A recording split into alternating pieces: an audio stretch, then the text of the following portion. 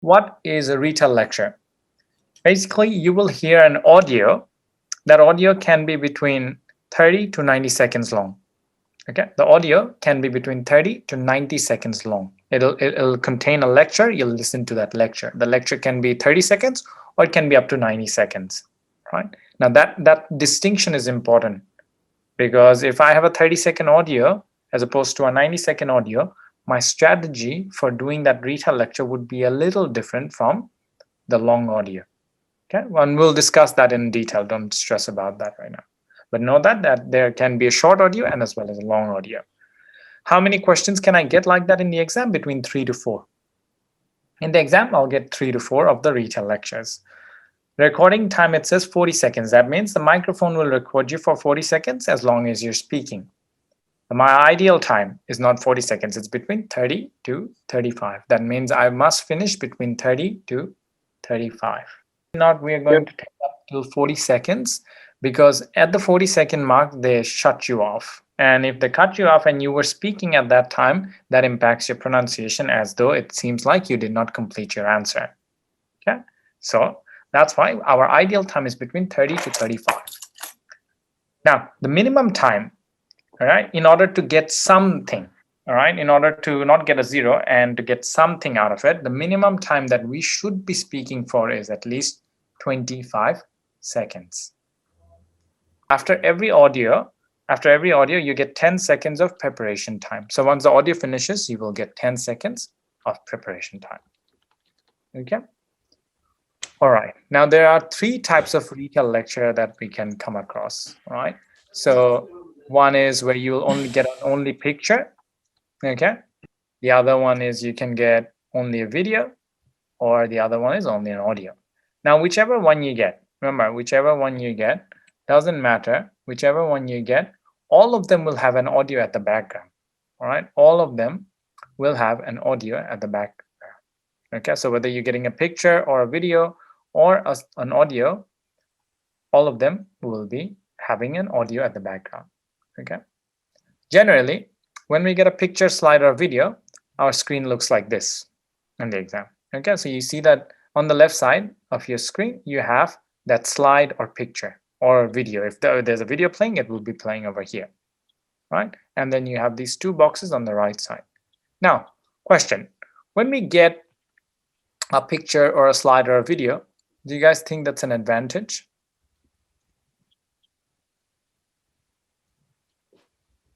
Sometimes, if it's like the same video or the picture what's speaking, but sometimes it could be the completely opposite.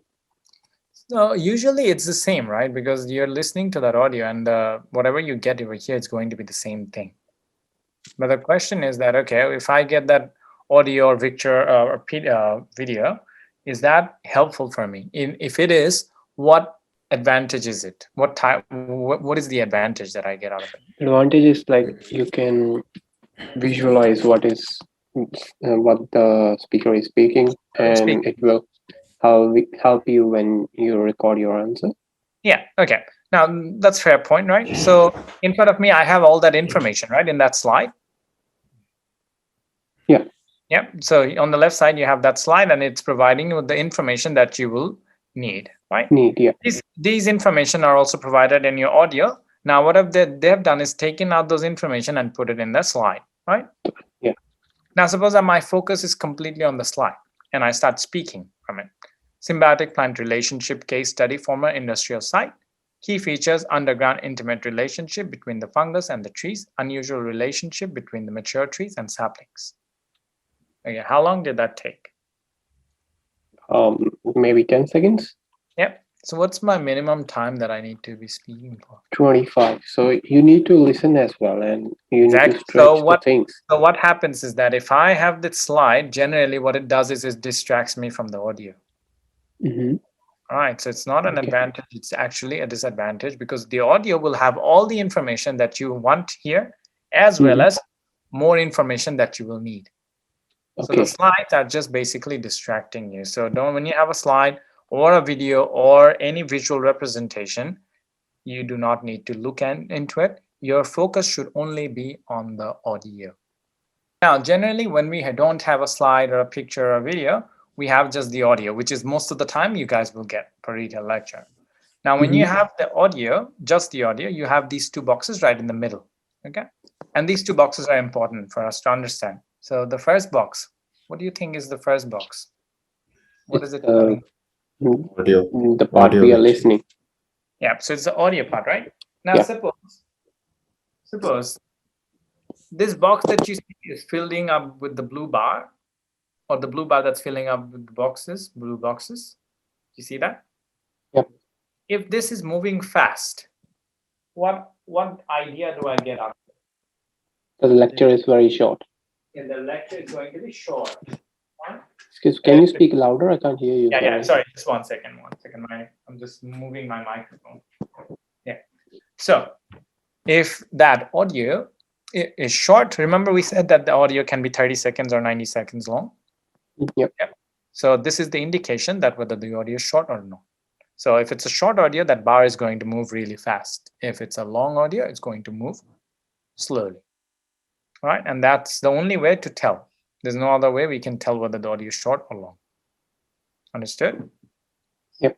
Okay. And why is that important? Again, remember we said that there's different strategy. When we have a 30-second audio, we have to implement a separate strategy as opposed to using another strategy when the audio is long. All right. This box, the second box, what is this telling me? How much time is left? How much time is left? For the beginning of us to be. So once it begins, suppose once it begins, what happens then? This bar will also go yellow. Right? Now, suppose you have spoken halfway of this box. So you have spoken halfway through. What information are you getting? That half time is passed. So how many seconds is that? 20 seconds. Seconds. Now, if I finish at that point, is that enough? No. Why? What was the minimum time? 25. What's my ideal 25. time? 30, 35. 35. Exactly. So that means that this is the only indication that I'll get that I have not spoken long enough. So I need to target 3/4 of this box. Understood? There's not going to be a timer, or there's not going to be a timer that will show you. Here it says beginning in 37 seconds. Once it says, like once this hits 0, it will start saying recording, but it will not say recording 1 second, 2 second, 3 second, 4 second. It'll just say recording. All right? That means your target is 3/4. That means once you hit the 20 or the halfway mark, that's when you start reading the conclusion. And the conclusion takes you about 10 seconds. So 20 plus 10 is my ideal time. 30. Yep. 30. Got it? Which fits into my ideal time. Are we clear, guys? Yep. All right. Yeah. So that was the basics of your Retell Lecture. Now, these are just very basic things. Now we're going to go through an overview first again of the whole speaking section, and then we will come back to our strategy, okay? So whenever we are doing any speaking task, all right? Whenever we are doing any speaking task, our speaking tasks are based on 3 things. Speaking is based on 3 things: oral fluency, pronunciation, and content. Okay? So speaking is based on 3 things: oral fluency, pronunciation, and content. So write it down over here: oral fluency, pronunciation, and content. Okay.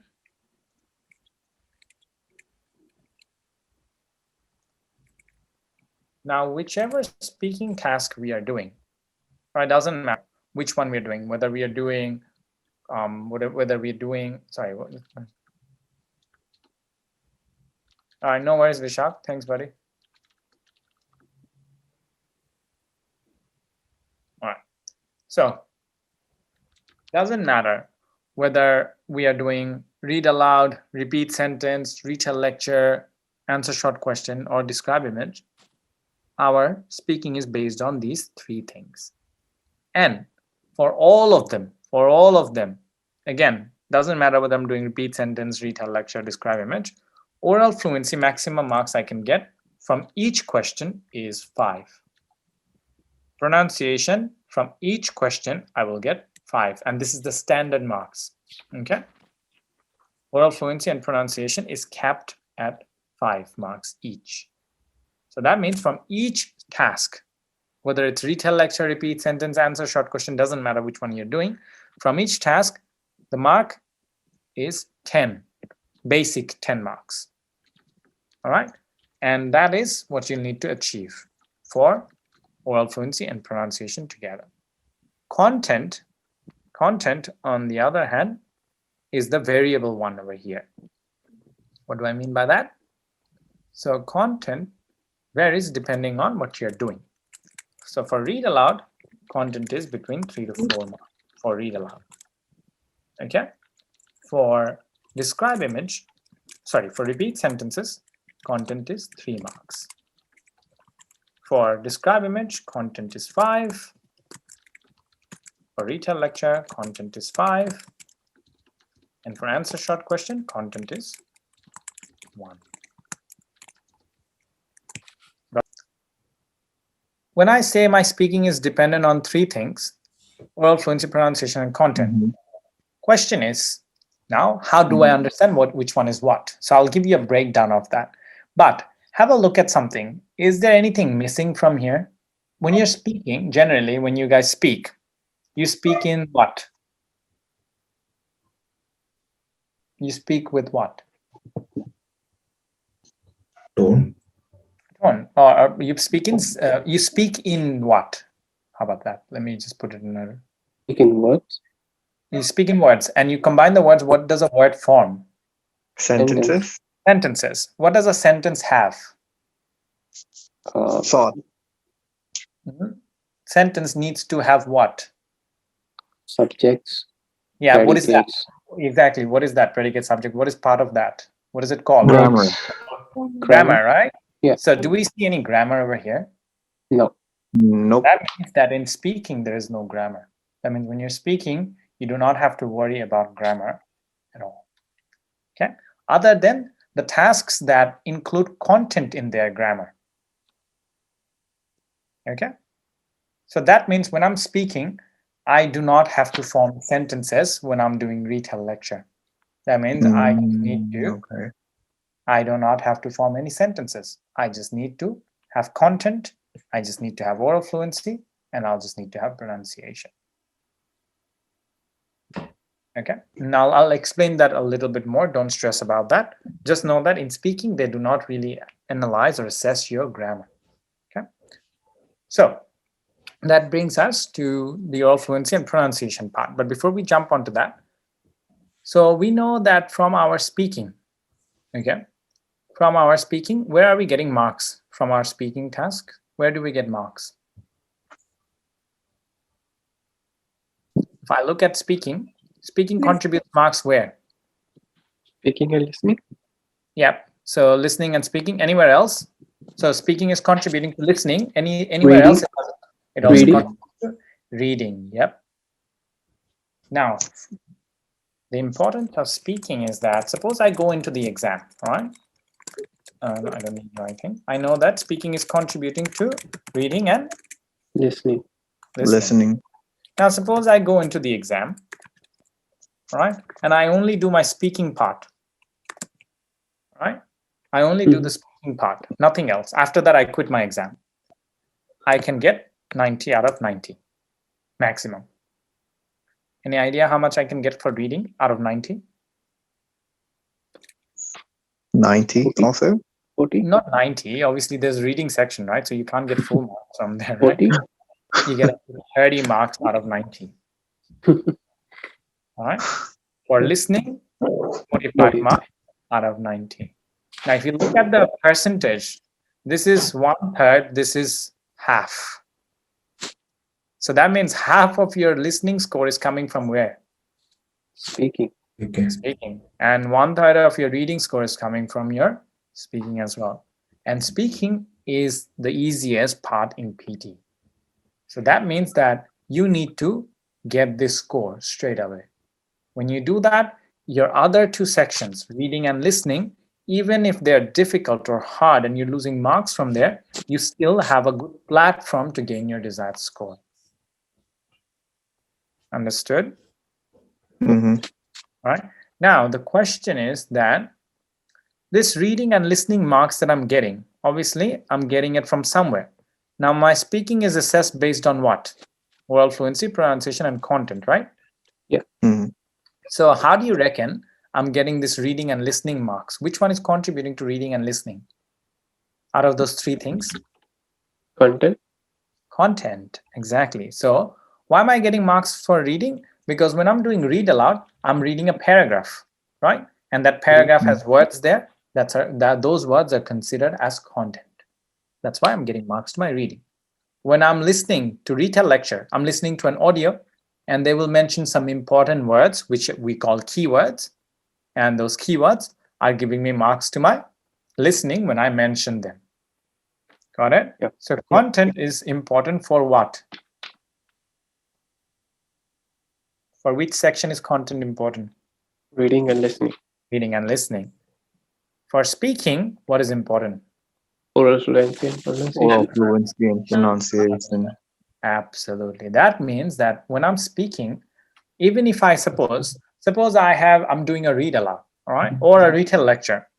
Now, I am not going to give any content first for the sake of this argument, okay? So I'm sitting in my exam, and during one of the read alouds, instead of speaking, instead of reading the paragraph, I say something absolutely random. I say that today is my PT exam. Unfortunately, I'm not prepared, but my trainer OB mentioned that if I speak for 30 seconds with proper fluency and pronunciation, I will end up receiving 90 out of 90 in speaking. If I do that next day when I get my result, will I get 90 out of 90 in speaking? Yes or no? Yes. No. No. 2/3. You will. All right? Yeah. Most likely you will. But the issue is, do you remember how much speaking is contributing to reading and listening? 30 and 45. So what happens here? How many marks am I getting here? 0. 0 and 0. So that means even if I get full marks from my reading section, out of 90, what is the maximum mark I can get? 60. 60. I'm listening, out of 90, how many maximum marks I can get? 45. 45. So content is important, but not for speaking. Content is important for reading and listening. That's why I need to have a balance when I'm speaking. I need to give it content, but I also need to understand about my oral fluency and pronunciation. Is it clear? Yeah. All right. Now we're going to give you a breakdown of what is oral fluency, what is pronunciation. Okay. So based on your general understanding, what do you think is oral fluency? Like speaking fluently. Yep. So what does that mean? Speaking fluently? Yeah. What would that mean? Without taking Not any using gaps. fillers, Yeah. no Without. pauses in speaking. Yeah. Those are like the guidelines that I need to follow. That I can't take. Like I have to take proper pauses. I cannot hesitate. Those are guidelines. But what do I mean by fluency? The To rhythm. speak sentence in one go and not repeat. Okay. Now, someone's close to that. It said rhythm. Rhythm means you need to maintain a flow. Okay. So when you're speaking, you need to maintain a flow, and you need to have something called a phrasing. You understand what a phrasing is? Mm-hmm. I Like mean, grouping a bunch of words. you're grouping words. Now, whenever you're taking those micro pauses, like, a pause for a comma or a full stop, or stopping just to breathe, there's we call them micro pauses, right? So whenever you're taking those micro pauses, you have to take those micro pauses after a group of words or phrases, and we call them smooth phrasing. So when you have those smooth phrasing, you basically have proper fluency. Can you give an example for that? So when you ask me that question, can you give? Then you took a micro pause, give an example of that. Now you see that you're speaking with what? Phrases. Yeah. Okay. You're grouping words. So when you're speaking, generally, in order to create a flow or tone, you basically group words. But you don't speak like this, do, you. Understand? That's the difference, right? So that's pretty much what smooth phrasing is referring to. So when you're speaking, you're having phrases. That means you're grouping words, and then you're taking micropauses. All right? So that's what fluency is. Fluency is not about your speed, by the way, because some people misunderstand. Some people think the faster you read, the better fluency it is. No, fluency is not about that. Fluency is not, if I start reading this really fast, suppose, for example, Retell Lecture presentation is grab characters, aspect, and their actions, the underlying development, implication, conclusions. Now, what's the catch if I do that? Computer will not understand. Exactly. And that means you're losing marks there. Oral fluency. Fluency, or I don't understand the pronunciation exactly. Now, unfortunately, pronunciation is indirectly related to your content. Why? Because computer picks up content from your pronunciation. So that means in order to get marks, you also need to maintain your pronunciation. So you can't just speak at a fast speed and expect to get marks. Now, if I speak at a fast speed, where can I get marks? If you speak at a faster speed, you will get higher fluency score, which means that you might get higher marks in your speaking. But the issue is that you're losing marks in your pronunciation, so you're going to end up losing marks in your reading and listening. Understand? So that's why we need to have a balance. We need to have a balance to make sure that our fluency is at a proper level along with our pronunciation. We cannot have a high fluency at the cost of low pronunciation, because if we do that, we might get marks in our speaking, but then we're going to lose marks for our content. Have I made myself clear, guys? Yes. Yep. Yes. Okay. Now, then that leads us to pronunciation. What is pronunciation? Pronunciation is about two things. It's not about an accent, by the way. All right. So those of you who think that, okay, pronunciation is about an accent, no. Pronunciation is about clarity and loudness. Okay. What do I mean by clarity? Generally, when you are speaking, you need to speak the words clearly. So in order for the computer to pick up that word, you have to enunciate that word clearly. Now, clarity refers to producing the sounds of vowels and consonants appropriately. What does that mean? Do you guys know what vowels are? Yeah. What are vowels? A, E, I, O, U. Yeah. Now, suppose I'm going to give you an example, all right?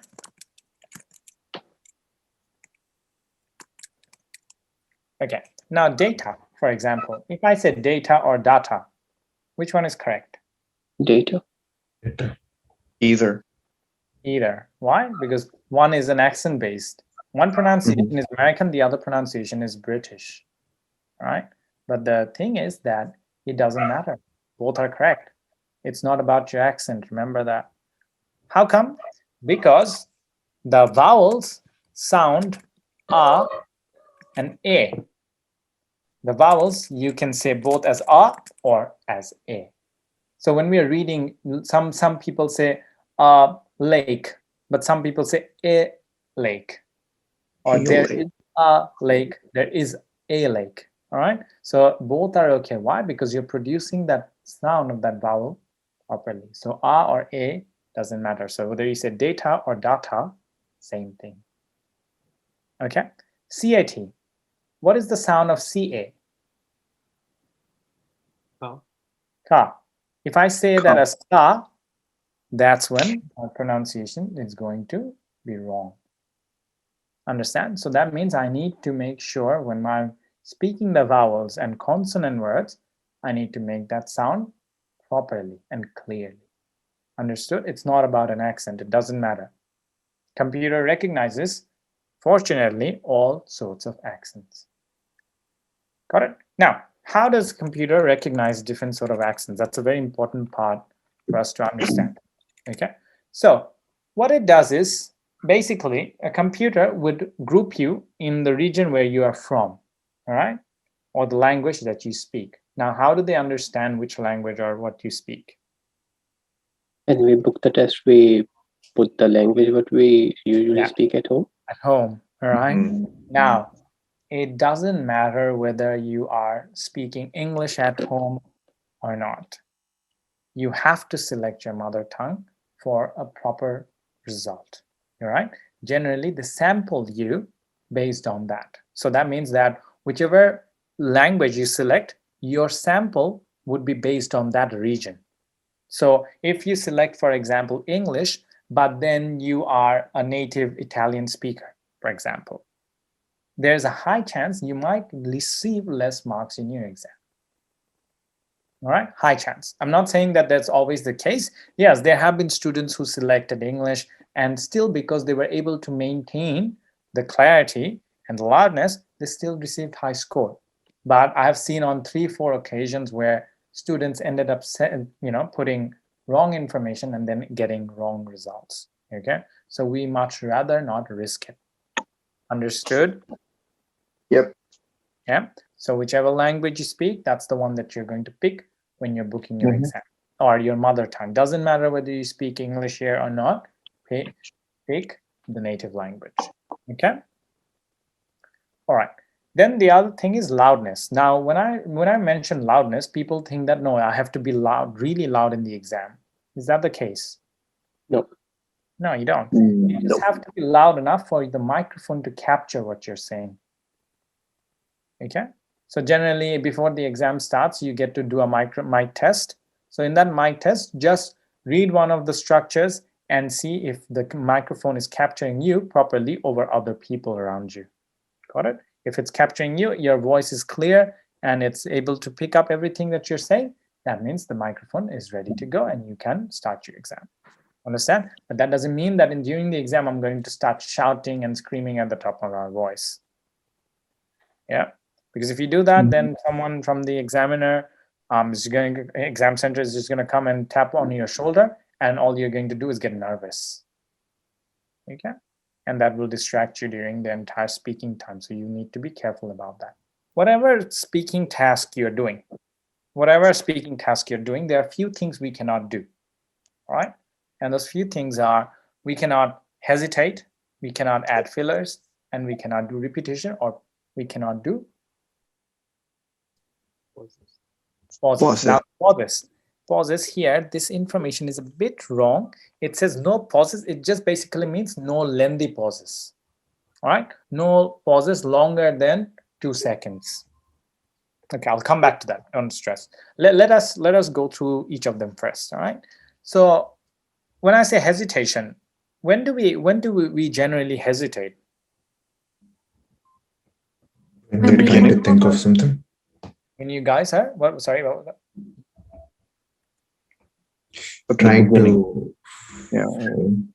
Trying to frame something or something. So that means you're talking about content, right? Yeah. Yeah. So content. Now, suppose I'm doing read aloud. Okay. In read aloud, what is content? The text that appears on the screen. Exactly. The text that appears on your screen. So do you have to think about anything, or is it right in front of you? Right in front of Right in us. front of you. Okay. In Retell Lecture, what would be content? The audio file. The audio file. Yeah. So whatever the audio is saying, there are some words in there that we consider as keywords, which are Words. okay. Now, again, Content. am I getting to hear the content and writing it down? Yeah. No. Am I getting the chance to hear that content and have the ability to write that content word down? Yes. Yes. Yep. So again, where is content? Is it in front of you, or you have to think out loud? In front of us. In Again, front of you. it's in front of you. So that's why generally hesitation related to content does not happen, right? Because you know you're going to be hearing those exact words. All you need to do is just write them down. That's it. And it's right in front of you. So hesitation related to content happens very less in the exam. Remember that. Okay. But there's another type of hesitation that usually takes place, or most of the time takes place. What is that? Why do we hesitate other than content? You're nervous. Nervous, absolutely. Now that's a very, very crucial and vital part of the exam. Now, whenever I hesitate, remember that that affects both my oral fluency and my pronunciation. Now, when my pronunciation is chalked, what happens to content?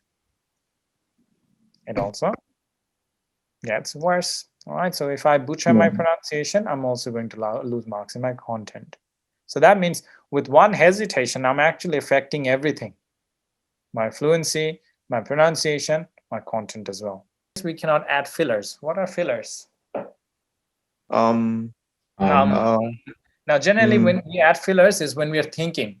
Again, in speaking, we are not going to be doing any thinking because the content is just mentioned or right in front of you. Right? So there's no thinking that will go into it. Understood? Then I have a question here. So say you note down the point. So don't we have to frame it in a sentence or something like that? Wouldn't that obviously bring a filler, something like that? Okay. Now, why do we have to frame it in a sentence? Okay. Question, right? Like, think about that.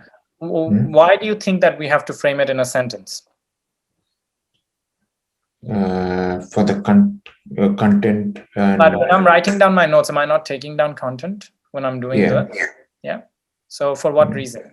I have oral fluency, and pronunciation, and content. So out of these three things, if I'm framing it in a sentence, what does it entail? Is grammar in my exam? Am I getting analyzed based on grammar? Okay. Nope. Remember? See, that's the reason. So that's why there is a loophole in speaking. Remember that. Okay. And the loophole is that there's no grammar. So as long as I sit there and randomly speak with oral fluency and pronunciation, without content, I will be getting marks for speaking. But I need content, and content for Retell Lecture are those keywords that I will be jotting down. Next thing is no repetition. Now, no repetition means that we cannot use one word and keep repeating that without adding anything in between. So I can't go like repetition, repetition, repetition, repetition, repetition, repetition, repetition. If I do that, obviously I'm not going to get marks for that. All right, computer is going to recognize that as a one word, and it's not just going to pick up the rest. Okay, and no pauses. Now, no pauses means you cannot pause longer than 2 seconds. Okay, why? Any idea? Does microphone shut stop? Yeah, exactly. So whenever your microphone is recording you, or whenever you see the recording sign, and you're quiet for longer than 3 seconds, microphone will shut down straight away. That means whatever you have said before that, it will automatically save it, but it shuts down if you're quiet for 3 seconds during your recording time. What is the strategy? Basically, what we need to do is listen to the audio, okay? And then jot down about 25 key points or as many phrases as we can, okay? So keywords or as many phrases as we can.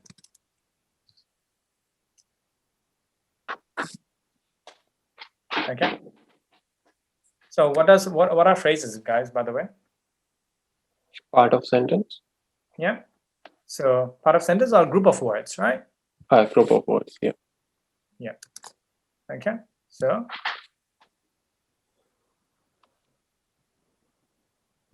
let's just give me a second. Let me fix this first. All right. So phrases basically mean that you can choose like group of words, 3 to 4 or 2 to 3, doesn't matter. So your job is to listen to that lecture and then write down keywords. Minimum is 25. Now, generally, you will end up writing more, so don't stress about that. Or you write down as many phrases as possible. Okay. Now, question is that what are keywords? Now, keywords are anything and everything other than. Do you see that other than part? I'm writing in notes, guys. Yep. Yep. Yep. Okay. So other than, first thing is pronouns. What are pronouns?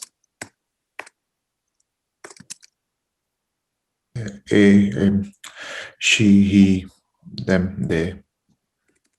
Now, can these be my keywords? No. Of course not. Why would he be a keyword? or she be a keyword. All right. Then we have connectors. And what are connectors?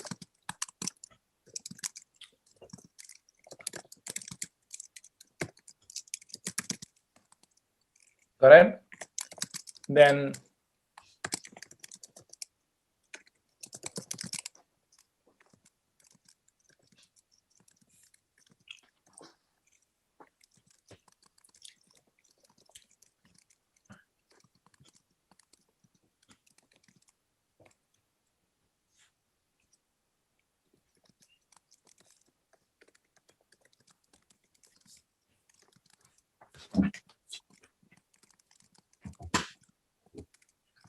got it?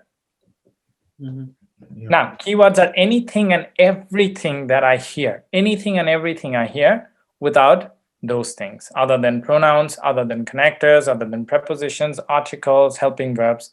Now, you can put all of those when you're taking phrases.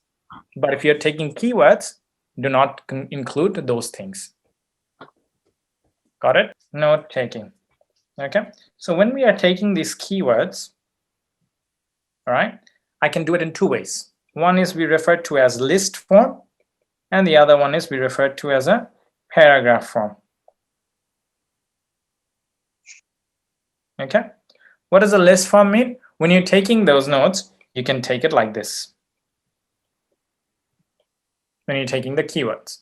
Paragraph form means that instead of taking one word, you write the words. You still take in keywords, but you write them in a paragraph form. Got it? Yep. Now, this is completely on you. Okay, it'll depend on what is your strength and what is your weakness. Okay, so this is something we as students need to experiment and find out which one works better for us. Right? Now, generally, both of them have advantages, both of them have disadvantages. So, advantage of a list form is that when you're writing things in a list, what it does is it makes your word clear. That means you're not jumbling 2 or 3 words side by side, so you would be able to understand the words clearly. Okay, so when you take notes in a list form, advantage is clarity. Disadvantage of a list form is that when you start reading the list, you end up reading them like bullet points, like A, B, C, D, E. So what is happening when you read things like that? Pauses. Pauses. That means what is getting affected?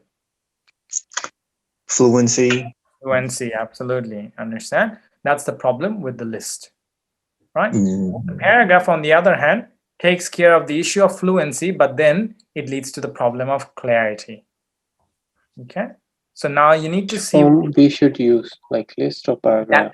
Now that is for you to try first. See that if I'm taking in a list way, when I'm reading, if my notes are clear, and am I able to read them with proper fluency?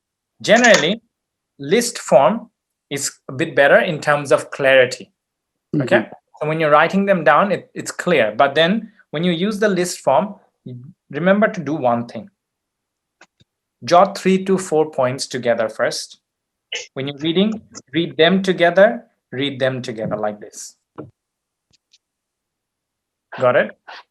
Yeah. Now this is what I'm going to show you as a demonstration, right? But again, as I've said, if your handwriting is clear, then it's better to go for paragraph. But if your handwriting is not clear, better to go with list. But when you go with list, make sure that you read points in a way that I'll demonstrate right now. Okay? But so far, are you guys clear on this when we're taking notes, how we can take notes? Yeah. So far. Okay. All right, let's go back.